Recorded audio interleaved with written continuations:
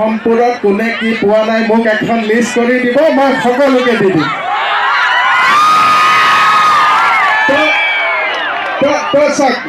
এতিয়া আৰু সাংবাদিকে আৰু ভোগালীত মাতি প্ৰশ্ন সোধাৰ এতিয়া দিয়া বতৰ নহয়, এতিয়া আপোনাৰ কোৱা বতৰ। কিন্তু মই এটা কথা কওঁ, ইয়াতে যদি মোক যদি কোনোবাই পুৰপুৰালিৰ প্ৰশ্ন সোধে আপোনাৰ কিন্তু চাকৰি যাব, এইটো কথা হ'ব। মই আপোনাক সেইটো সুবিধা নিদিওঁ। মোৰ কথা হ'ল অখিল গগৈ 1 বছৰ জেল। ইয়াত মই ভোগালী বিহুত আহিছোঁ। মোক স্নিগ্ধা মাজনীয়ে ক'লে যে দাদা আপুনি এবাৰ আহি যাওক ইয়াতে। আৰু চাওক, ইয়াতে যদি কোনোবা গগৈৰ কথা মোক সোধে, তাৰপিছত কোনোবা গগৈ জেলত আছে, জেলত থকা মানুহৰ কথা পাতে নেকি? ভাল ভাল ব্যক্তিৰ কথা কওক।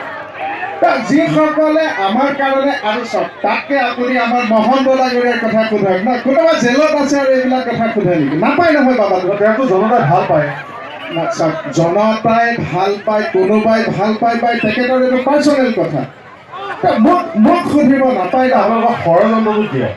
চাওক, ষড়যন্ত্ৰবিলাক এইফালৰ পৰা এজনে চিঞৰি কৈছে।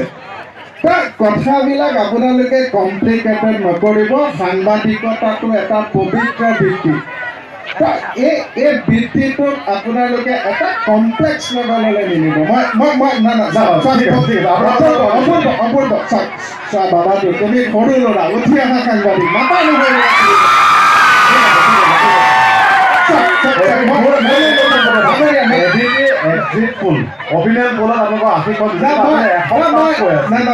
মই গোটেই ব্ৰহ্মপুৰৰ ৰাইজক সুধো, ভোগালী বিহুত মাতি এইবিলাক প্ৰশ্ন কৰে নেকি? কওক, আপোনালোকে কওক।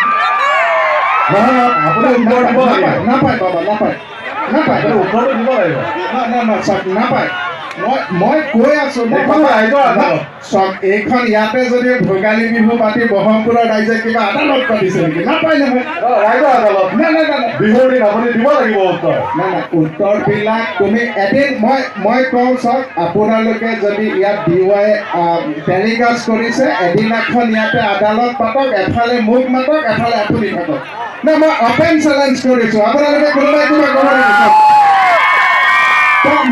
মই এদিনাখন এই ব্ৰহ্মপুৰৰ বাকৰিত মই আহিম, এই ধৰণে চকী টেবুল পাৰি দিব, আপোনালোক আহিব, এই সাংবাদিকজন মোৰ লগত থাকিব। গতিকে আজি আৰু এইবিলাক নহয় ভাই, খোৱা বোৱাৰ কথা পাতক না। ৰাইজৰ দল আৰু AJP কি ক'ব? চাওক, মই একদম চমুকে কওঁ, ৰাইজৰ দলৰ যিসকল নেতা, সৰু সৰু ল'ৰা, এইবিলাক পিছত মোৰ তাতে আহিব। এইবিলাক আৰু আলোচনা কৰে নেকি আজিৰ দিনত? নাই, ৰাইজসকল আপোনালোকে কি কয়?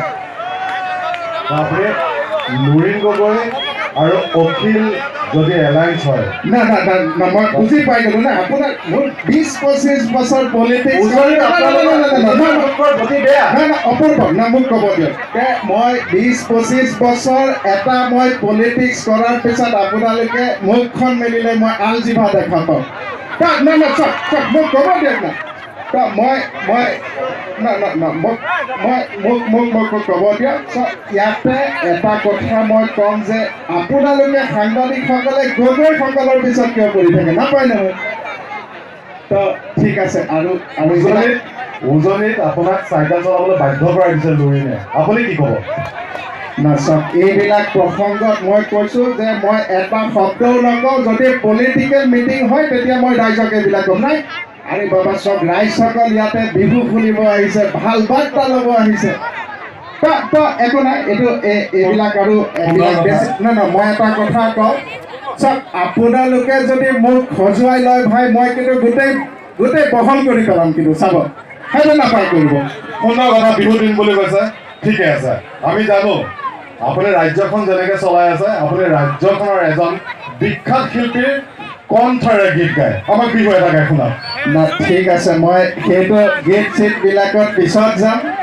আৰু চাওক, মই আপোনাৰ কথাখিনি মই বুজিছোঁ। একো নাই, কোনোবাই যদি শিকাই দিয়ে যে তই মামা অমুক আহিলে অমুক প্ৰশ্ন কৰিবি, ডেফিনেটলি তেখেতে তেনেকুৱা ধৰণৰ প্ৰশ্ন কৰিব। গতিকে মই কাকো বেয়া পোৱা নাই, খুব সুন্দৰ অনুষ্ঠান।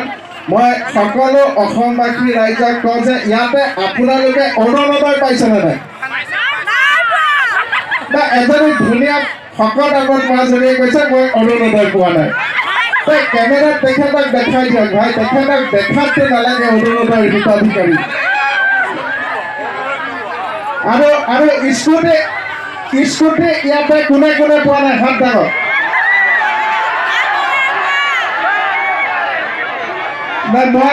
মই এটা কথা কওঁ যে ইয়াতে স্কুটি আমি মহিলাসকলক দিছিলে, কিন্তু চব ল'ৰাবিলাকে হাত দাঙিছে, কথাটো কি?